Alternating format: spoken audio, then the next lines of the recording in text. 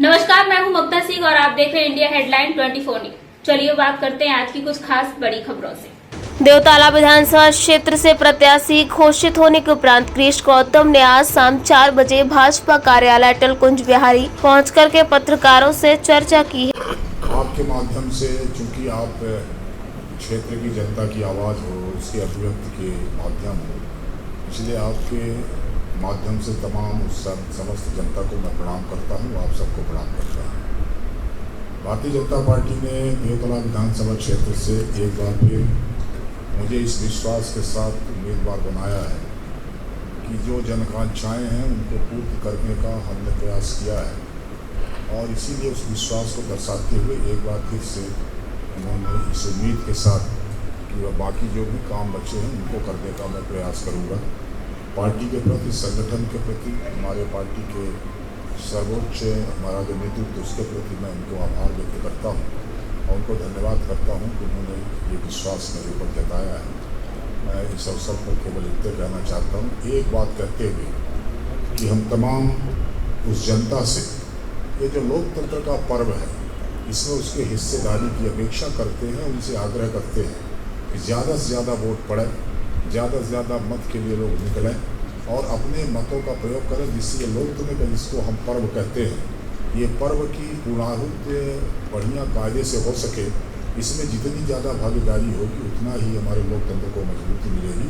इसलिए मैं अपील करता हूँ, अपेक्षा करता हूँ कि ज़्यादा से ज़्यादा लोग इसमें हिस्सा लें, ज़्यादा से ज़्यादा वोटिंग के लिए जाएँ, क्योंकि चुनाव आयोग ने कई तरह की सुविधाएँ दे के रखी है। हमारे वृद्धजनों को जो 80 साल से ऊपर है, हमारे दिव्यांगजनों को भी उनको उनके आवास पर ही मतों का सुविधा दी गई है और तमाम चुनाव आयोग की तरफ से हर मतदाता को इस बात का प्रयास किया जा रहा है कि उससे संपर्क करके उसको मतदान केंद्र की ओर जाने के लिए प्रेरित किया जा सके।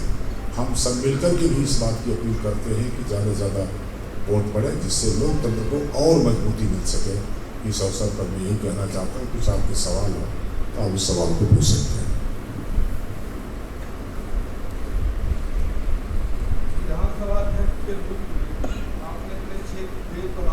पर्यटन से जुड़ा हुआ है, पर्यटन वाले काम भी करते हैं, पुरातत्व वालों से भी जुड़ा हुआ है। बाकी इसीलिए संस्कृति वाला जो कार्यक्रम होता है उसी कारण से होता है। हमारे पुरातात्विक विभाग द्वारा ही वो काम किया जाता है। पार्टी में टिकट को लेकर लगातार असमंजस की स्थिति है। पार्टी में टिकट को लेकर भी लगातार असमंजस की स्थिति बनी हुई है। अभी रीवा की 4 सीटें ऐसी हैं जहाँ टिकट कटने की स्थिति बन रही है 4 विधायकों की। नहीं, कोई पार्टी में कोई असमंजस की स्थिति नहीं है। एक साथ टिकट नहीं निकालते, ये प्रक्रिया है अपनी। इसीलिए पहली सूची आई, फिर दूसरी सूची आई, फिर तीसरी सूची आई, फिर चौथी सूची आई। और ये भ्रम तो जब तक पूरा टिकट नहीं हो जाएगा तब नहीं आप भ्रम, कुछ आप करेंगे, कुछ हम करेंगे, कुछ लोग करेंगे, वो तो चलेगा। अभी तो आपके द्वारा ही या मीडिया में या तमाम जो सोशल मीडिया उसमें हर जगह कौन कहाँ जा रहा है, सीएम साहब रीवा लड़ने आ रहे हैं, कौन मऊगंज जा रहा है, कौन देवथर जा रहा है, कौन कहाँ जा रहा है। बराबर टिकट, क्योंकि टिकट बांटने वाले हमारे लोग हैं। वो जो लोग परमानेंट सारे दलों का टिकट एक साथ बांटते हैं, किसी दल का यहाँ आएगा और फिर उसी में हरा जीता करके फाइनल भी कर देते हैं, तो वो चलेगा, उसको नहीं रोक सकते ना। जब तक पूरा फाइनल नहीं हो जाएगा तब तक। अब अच्छी बात है कि तब तक ये भ्रम बना रहा है कि किसको मिलने वाला, इससे अच्छा क्या हो सकता है। पिछली बार देवतला में काफी कमल जिस दिन कोई व्यक्ति ये समझ लेगा कि सारे कामों की हमने पूर्णाहुति कर दी, उसके जीवन की पूर्णाहुति हो जाती है। इसलिए कभी कोई काम ऐसा मान के नहीं चलना चाहिए कि हमने सब कुछ पूर्ण कर दिया है। काम को लगातार करते रहना, हमेशा इस बात का प्रयास करना कि जितना बेहतर से बेहतर हो सकता है वो काम करते रहना चाहिए।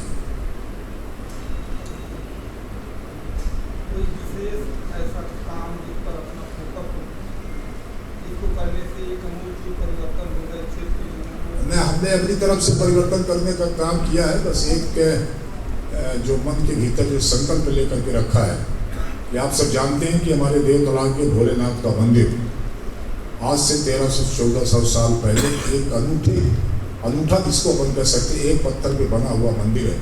और जब कभी भोलेनाथ के मंदिरों की श्रृंखला की बात आती है और जब कभी 8-10 मंदिर गिनाए जाते हैं तो उसमें हमारे भोलेनाथ का देवतला का मंदिर भी गिना जाता है।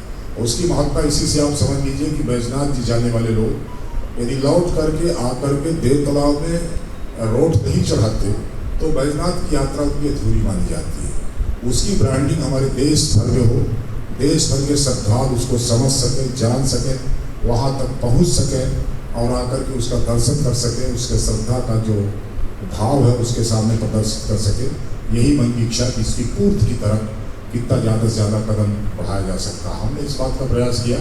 इसीलिए हमारे मध्य प्रदेश के भीतर शिवरात्रि के मेले में भोलेनाथ के मंदिरों में एक सांस्कृतिक कार्यक्रम होता है और वो सांस्कृतिक कार्यक्रम में अभी तक 8 मंदिरों में होता था।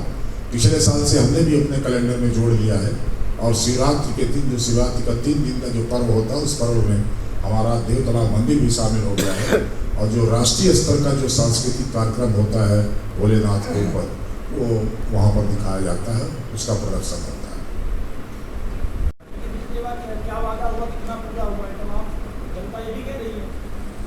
भाई दोनों मुद्दे रहते हैं।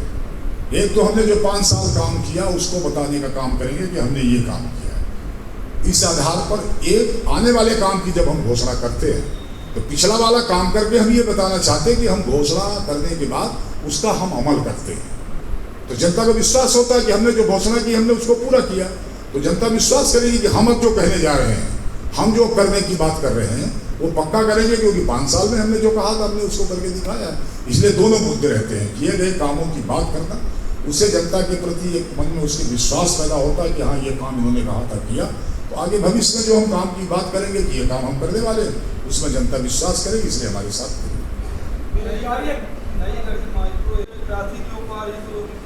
मैं आपसे आग्रह करता हूं कि आज ही शाम को आप हाईवे में जाकर के खड़े हो जाएं तो अपने आप पता चल जाएगा कि 24 घंटे के अंदर उसकी क्रॉसिंग हो रही कि नहीं हो रही। आज ही खड़े हो जाइएगा।